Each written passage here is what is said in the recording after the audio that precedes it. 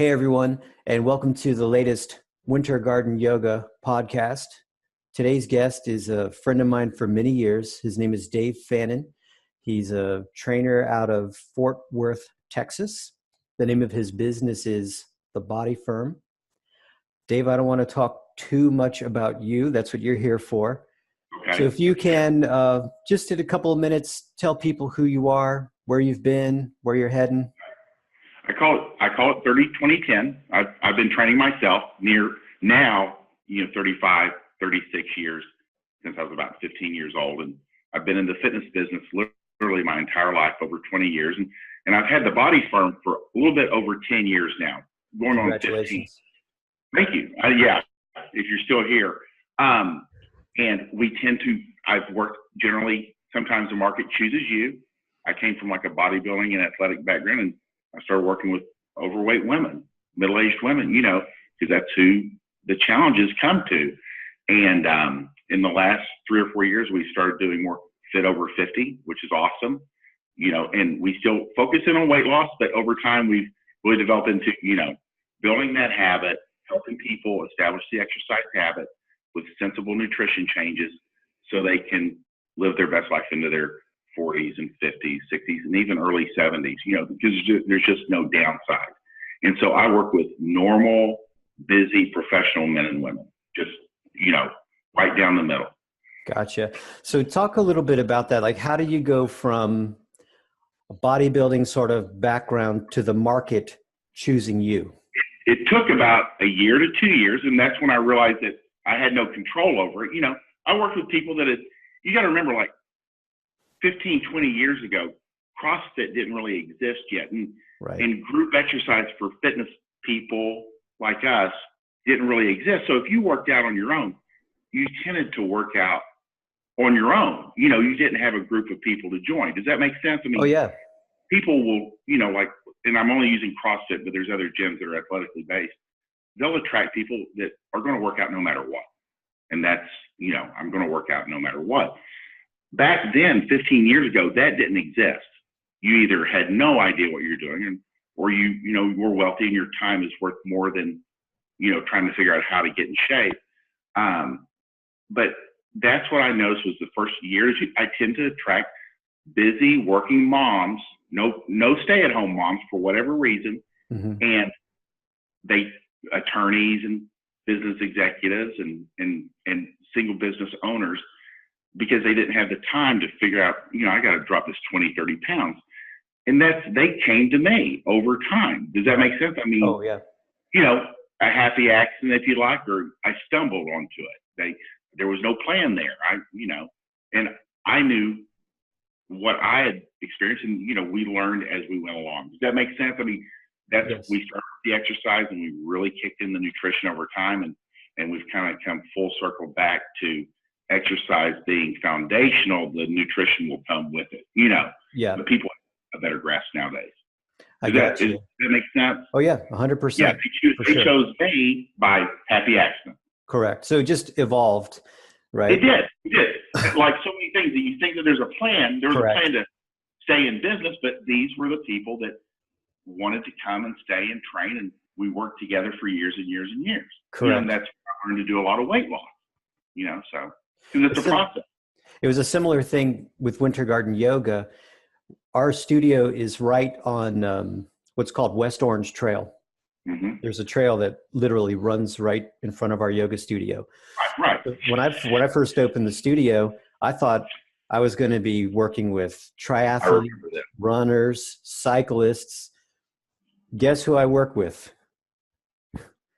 Middle-aged, normal people. Yeah, like not cyclists specifically, not runners specifically, not triathletes specifically, but it's people who really need the help of like getting their lives back.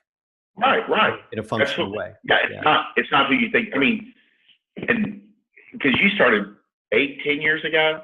8 years ago, yeah. Yeah, I mean, and how fitness is done has even changed in the last 5 years. Correct. It's not always who you think, and sometimes the market chooses you, and that's how it worked out. Excellent. What are the What are the biggest obstacles you bump up against? So you've got a client, they come to you and they know they need help. Your client's standing right in front of you and they're like, Dave, I need to lose 25 pounds. I need to lose 15 inches. What is it, in your opinion, that stops them from jumping in and joining right at that second? That sometimes they need convincing, sometimes they don't do it at all. Well, it's, I have a strange, and I developed it over, I don't have a BBAC policy. It's like, because of the seriousness of who I work with, nowadays, I mean, back in the day, it was 20 pounds overweight was normal. And now it's 30, 50, not unusual to have 100 pounds. And they don't even appear to be that big, but if a girl's 230 and she needs to be about 100, that's nearly 100 pounds. And you see it every day. So it's a serious issue and it's a serious decision. And I hate to give false hope. So they can either say yes, which is great. We can get them in there. They can say no, and I can refer them out to somebody else. But they can't, because it gives people a false hope that they can continue doing what they're doing and they're going to be okay, because bad things happen when you're carrying excess weight and you're in your 40s and 50s. You're looking at a number of problems. The 2 or 3 biggest things that I have to help them wrap their head around in the consult is, can they afford it? And, generally we've taken care of that before. And we have a number of programs anywhere from like 55 a week, and then it goes up, so something that can fit their budget. Making it work money-wise, which is important, so they're not stressed about it. 2, time. They're always concerned. You guys work out in the morning, and maybe I work with busy, professional, there's more people that work from home nowadays, but generally, we're very busy in the morning, and we work all day, and we're here in the evening. So, yes, and we train 30-minute sessions. I probably changed that 5, 6 years ago. We went from 50 minutes to 30 minutes. And the results were just as good, if not better, and people can wrap their head around it. Yeah. I always say nobody ever asked to go 35 minutes. So time, money and time, and then just making sure they stay consistent. But those are the 2 biggest things. Is generally they're pretty, the market is, and when I say market, I should say people, are more sophisticated about fitness than they used to be, but their biggest concerns are schedule. Will you be here at 7 a.m.? Can I move around? And training them through vacations and holidays and kids getting sick. Those are the 3 big things. Because I'll have people that they need to make a life-changing decision. And they're like, well, I'm going out of town, for how long? Well, like 3 days. Right. We can still get you through those 3. Yeah. Right. Because what they think is an anomaly is really normal. You're going to go out of town. You're going to have business travel, social travel. Kids are going to get sick. Cars are going to break down. This is normal. So we encourage them and teach them that that's normal, and we'll get them through those things. Make sense? The 3 big things: money, time, and obstacles are, what they consider to be obstacles. And so you do, if I understand you correctly, you do a one-on-one consultation before they sign anything or before they invest in anything. You make sure that y'all two are a good fit for each other. Is that correct? Yeah. It's a good fit. Yeah. There's no show up and try. Then again, we have fitness boot camps, which are a little larger, and we do mostly small group coaching, like 3 to 5 clients with 1 coach. And I have 3 coaches, 4 with the boot camp instructor. But, again, I tend to attract deconditioned people. They haven't worked out in years. It would be dangerous or negligent to just allow them to show up and not have any background. And I think I've learned a lot about people who are coming to get into shape from sitting down with 7,000 people probably in the last 15 years, easily, a couple people a day, every day, you learn a lot. So that's, and I have, other than referrals, because every once in a while I'll walk in, I'll be like, who is that? And they're like, well, that was a referral. I never met him. It's very rare. Yeah. Very rare. Does that make sense? Yes. And so out of those 7,000 or so interviews you've had, the biggest thing you've learned is whether or not they can commit financially or whether or not they can commit time-wise? Yeah, that's their biggest concerns when they come in. Yeah, that's their biggest concern. Got you. And then once they're in, it's always evolving, because these are not workout people. Right. If you're not there, they're not working out. It's not, we get them there over time, but in the beginning, and by the beginning, I mean that first year, I tell people it takes about a year to start establishing that first habit. If they've never worked out or they've been sporadic, those two things, they're bad indicators. As far as the sporadic, it's the same as like not working. You got to build that long term, and it takes about a year. Gotcha. Of consistent. You're going to miss a few. It's normal, Does that make sense? Oh yeah. Yeah. And I've spoken with other fitness professionals, and they said the number one thing, the single most important thing for success, and you've said it too, is to be consistent. Yeah. You have to show up. You Sure. can't, I don't know if this is grammatically correct, but you can't not miss. Yeah, it's right? true. Yeah. I mean, and just like yourself and myself, what's been the secret to, or you look at anybody that's been fit for life. We want to look at men and women in their 50s and 60s that are in good shape and they feel good, and they can bend over and get off the floor and they feel good and they can move. What's the secret to your success? I just kept showing up. Yeah, right. You're like, yeah. That's the secret of the whole thing is, in 80% of every exercise and nutrition problem that a person has will be solved by consistently showing up. Correct. I ate bad over the weekend. Well, show up on Monday, work out, and then your nutrition gets a little bit better on Tuesday and Wednesday, and then you're here working out Wednesday. It gets better. Does that make sense? As opposed to you eat terrible on Saturday and Sunday, then you miss on Monday. God, I don't really want to go Wednesday. Then you miss on Wednesday. Correct. And you're reinforcing, and this, you're either reinforcing the positive showing up habit, or you're reinforcing the not showing up habit. Right. That's the deal. It's one or the other. It's not neutral. Correct. Yeah. Yeah. It's like, what did Mr. Miyagi say in The Karate Kid? It's like, you can't be in the middle of the road. If you choose a way of living, you can't be in the middle. You either got to be on this side of the road or this side of the road. Otherwise, you'll get ran over. Right. That's right. You're in the road, you'll get ran over. But that's even like why, and it seems cruel and harsh that I don't allow people to come back, because they're either making the action-taking decision that moment that we meet, or they're taking the non-action-taking habit. They're reinforcing something. So we want them to, from the very beginning, reinforcing the right habits. Does that make sense? Absolutely. Yeah. Do you offer that kind of support? So if I signed up with you, time's not a problem, money's not a problem. You tell me to show up Monday, I don't show up Monday. Am I getting an email or a phone call? Oh yeah, because I'm there and I have a coach there. Gotcha. We expect respect. Of course, the number one thing, and we took this from NP, is personal responsibility. Right. I can't think of any time that they know they've invested. Does that make sense? When they walk out of the office with me, they have a sheet of exactly what's going to happen, and we've gone over it. Because what people in their 40s and 50s don't like, especially successful professionals, is surprises. Yeah. They've had enough surprises in their lifetime. They know what's going to happen. Does that make sense? So I go line by line, what will occur the next time I see them? And that is comforting in what could be an uncomfortable, situation. Because, it's scary. Yeah. You don't know anybody. We take it for granted. We walk in, we know what we're looking at. But it's like walking on the moon. They're like, what's going on? They don't know these people, but Yeah. So the more I can prepare them, the less surprises, and they go. It's like having a side effect, and the doctor didn't warn you. Right. You become concerned. They turn purple, and you turn purple.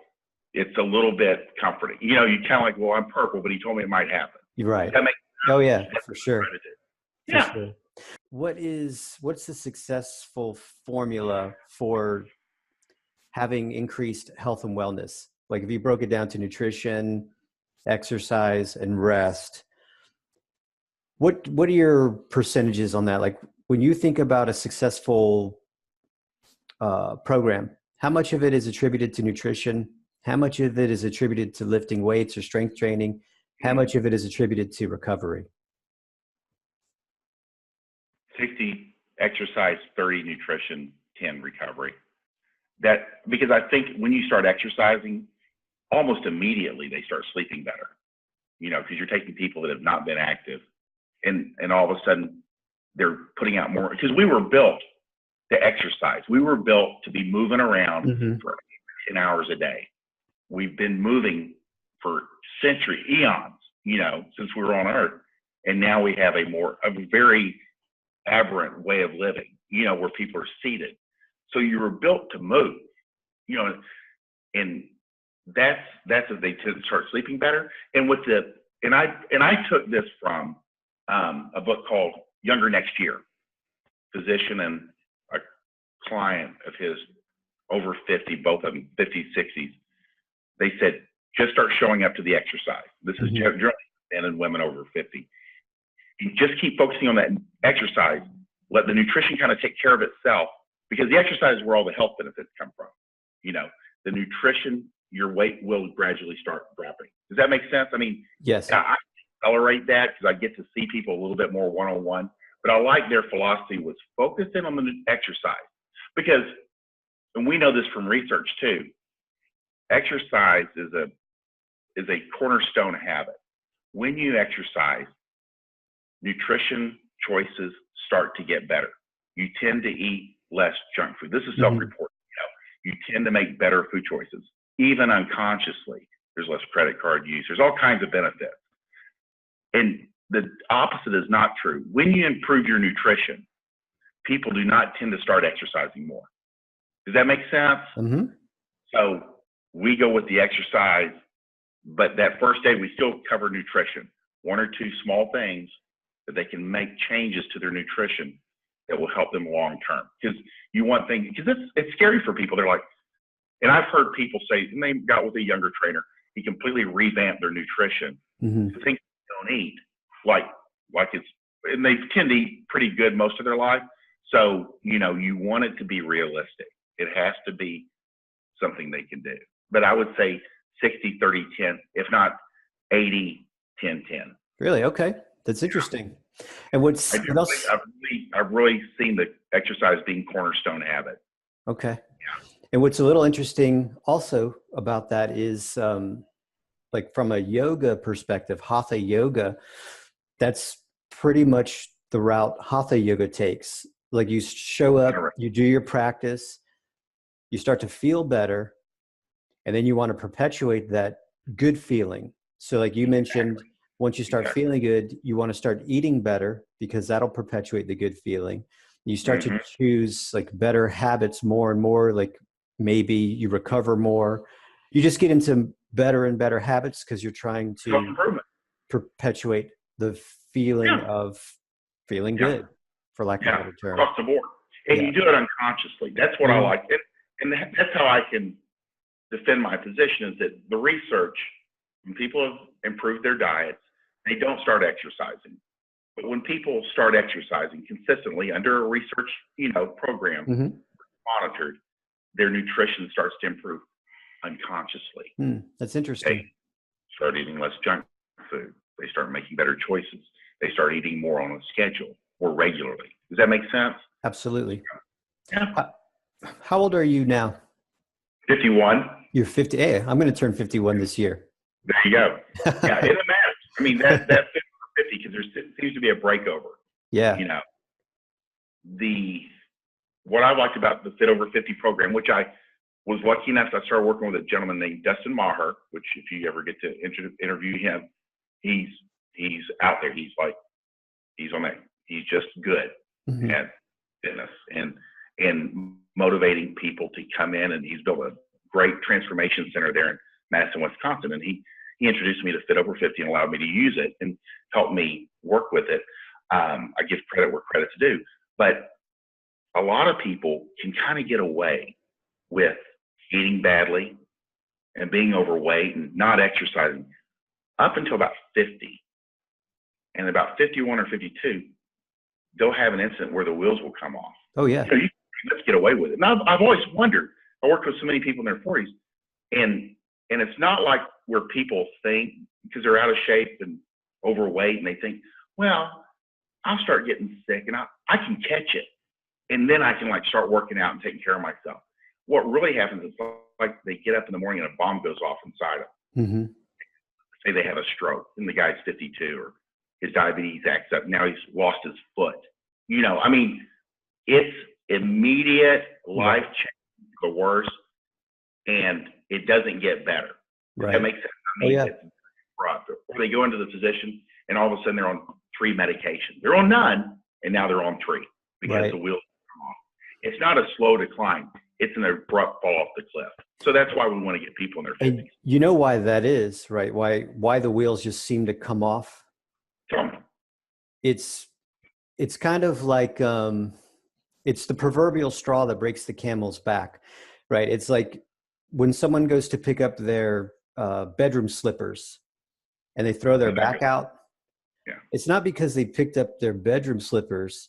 It's because for the previous 40 years of picking up dog food incorrectly or being completely sedentary, et cetera, it wasn't that, it was all the stuff from before. Yeah.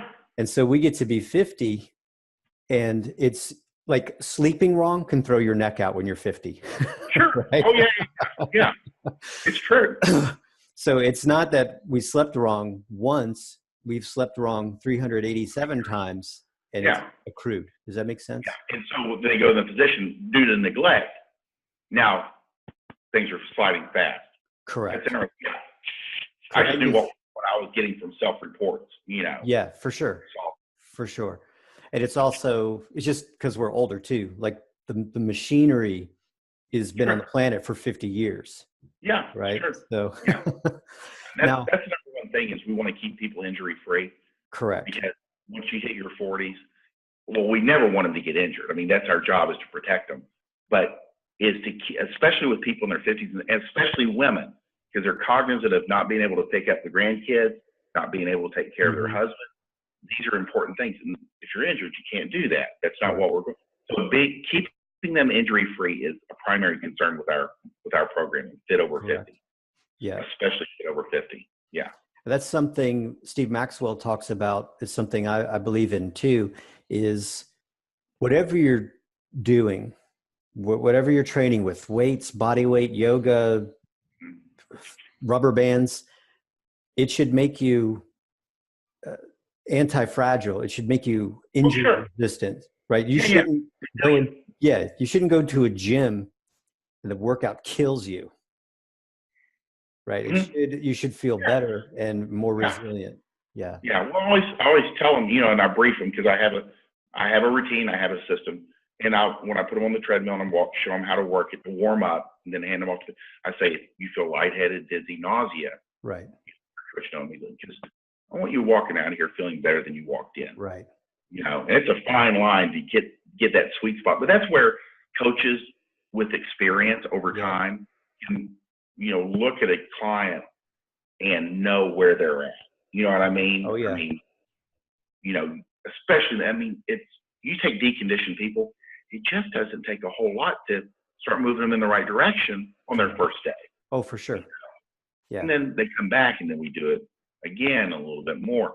And by the fourth workout, they're rolling. You know, it doesn't take much. It's the inverse of the 80-20 principle, right? So 20% at first gives them that 80% return. Yeah. Until eventually it starts to spin and you're trying to stretch out that last. Yeah. And it doesn't, and they're like, God, they pick up a ball, throw it down 10 times, and they're like smoked. Yeah. That's all it is. Yeah. It's like a dose, and we're going to let you recover. We're going to bring you back. We're going to do it again. Correct. But what is amazing, and it still catches me off guard, how fast people get into shape. Yes. 3-4 workouts, they're doing everything they did in that first workout without breaking a sweat and not even. It's amazing. I don't care how out of shape or overweight somebody is on their first day. It compounds. So, you know, we were made to move. All right. So you confessed to being 51 years old. Yeah. And my question to you, my question to everyone who's made it this far especially as a fitness professional. If you could speak to your 21-year-old self, and your 21-year-old self would listen, what three things would you tell your 21-year-old self to focus on in order to be able to train to your 51 and beyond? I got lucky. It's funny because I read that question specifically. And I had this conversation yesterday, which is not normal, but I got lucky. Like I went into the weight room for football, like when I was 14 or 15, I kind of tall, skinny, which is dangerous when you're a guy in the 80s, kind of vulnerable. Mm-hmm. And I knew immediately that there was something here for me. You know what I mean? And so I knew intuitively, God knows where it came from, just to keep showing up. That was my goal the first 2 to 3 years that I was working out. Just keep showing up. So I got lucky. And kind of liked it, the physical feeling and environment. We're talking about a high school gym that was about the size of a closet. Yeah. Upperclassmen, guys that I respected. Yeah. And they kind of would show you how to do things and then let you, go not hurt yourself, hopefully. And then I just knew that first, and I was only 15 or 16, because by the time I was 21, I'd been in the gym for 5 or 6 years, and I was already like, lifting very consistently, and I enjoyed fitness. So I would say showing up, just focusing in on consistently showing, and it doesn't really matter what you do. Mm-hmm. First 2 to 3 years is huge, just showing up consistently, and 2, being around people that you enjoy being around is a huge driver, and having a training partner. Those are the 2 biggest things, and then staying injury free, not being overly aggressive. And I think people are better about it nowadays because we only knew to go to that pain range where people get injured. Mm-hmm. You're young and dumb, and you can do it. So number 1 would be consistency. 2, I happen to enjoy being in that weight room around guys that were bigger and stronger than me because I knew I could reach for something. And then as soon as I was old enough, I joined Gold's Gym around a bunch of bodybuilders and guys that knew how to lift weights because that's all we had then. Right. Does that make sense? I mean, yeah. I don't even think that there was a personal trainer like in 83 or 84 that I recognized. I didn't see that till the 90s. Mm-hmm. But being in an environment that's supportive to you and your goals is huge. It will keep you going when you would never go by yourself. And I had training partners from the age of 16, and I have a training partner now. So who you're with makes a huge difference. So, and then just staying injury free, which comes from good coaching and support. Those are the 3 big things. Are there specific protocols you use to stay injury free? Like, do you use a foam roller? Do you use lacrosse balls or stuff like that? I would say, well, let me tell you what I think keeps me injury free. Okay. And this is just me. I don't do like maximal load, 1 rep or 3 reps. I do like 3 to 5 reps hard, but I don't do any maximum lifts anymore. Does that make sense? Oh yeah. And like to one of the younger coaches, she said, "You've done all your maxes." I have. You know what I mean? Mm-hmm. All my maxes are done. And so I would say I train at around 60 to 80% of what I'm capable of. Mm-hmm. Keeps me healthy. It keeps me happy. You know what I mean? Mm-hmm. And as long as I stay strong and retain my muscle mass, and then we do foam rolling. I can't lie that I have like one of those. It's a strap that's as big as a tire. How would you say? You can stretch with it. Okay. Does that make sense? And foam roll. All of it. Work lacrosse balls. All of it. Not as much, just like anybody else. Not as much as I should. Yeah. Maybe no one does. But what's interesting is like watching the younger athletes, around where I train, they're doing it because they've been trained from 12 or 13 to do restorative and recovery. But I definitely feel better when I'm using that. But most of all, it's just not getting injured. Right. It's staying away from those maximal loads which are not necessary for me. Does that make sense? Oh yeah. They're, and the maximal loads. I'm sorry? Ego in check. I have to keep that ego in check. Oh yeah. Yes. I've been good about that since I was probably mid-40s. Yes. You know what I mean? So yeah, my those days. But I enjoy working out, and I like being around. Most of the people that I work out with are 40 and younger. Yes. We go in the afternoon instead of in the morning. So, My buddy Tom Furman has an expression: "Your ego is not your amigo." No. It's funny. It's been so long since that kind of caught me. Yeah. That it's not really on the table anymore, which is fine. Yeah. I enjoy working out and I enjoy, going hard, but not maximal lifts where the injury rate goes, your risk goes up. Right. That's it. Yeah. It's risk to reward ratio. Risk to reward. I want to come back and be able to work out tomorrow because I enjoy working out. Yeah. Correct. Awesome. And so if I'm hearing you correctly, you do some kind of something every single day. Is that correct? Pretty much. Yeah. And that's probably came from Younger Next Year was they recommend 6 or 7 days a week or 5 days right off the bat, whereas when I do something cardio wise in the mornings, usually I never think about that. I actually train twice a day. I do either cardio or a bike or spin bike or, because there's so many things available here. 20 minutes, just I have it. It's conditioned to do that. And then in the afternoon around 4:30, I go to another facility where I meet with my training partner. We train in a group, and it's it would appear to be CrossFit from the outside, but it's not. Does that make sense? I mean, It's kettlebells, rowing, skiing, weightlifting. Does that make sense? But not advanced lifting, but very basic bench press, front squat, foundational movements. And it's all programmed. And I have a training partner, a coach, and a group. The three big things that keep you going. And I do that at 4:30 in the afternoon, not because that's her schedule. My training partner me to what works for her. So twice a day. Yeah. Awesome. Yeah, that's interesting. I mean, I try to encourage my clients too, is like something every day, whether it's a walk. Because you're building that habit. Yeah, you have to do, and especially as we get older, people kind of chuckle because I'll say to them, like I'm turning 51 this year, chuckle. But it's like more important now than it ever was. It is. To like keep the rust out of your hinges, to what do they say? Grease the groove? Well, grease the groove? Grease the groove is more about synaptic facilitation, like making pull-ups easier. Yeah. But Dan John, are you familiar with Dan John's work? Yeah.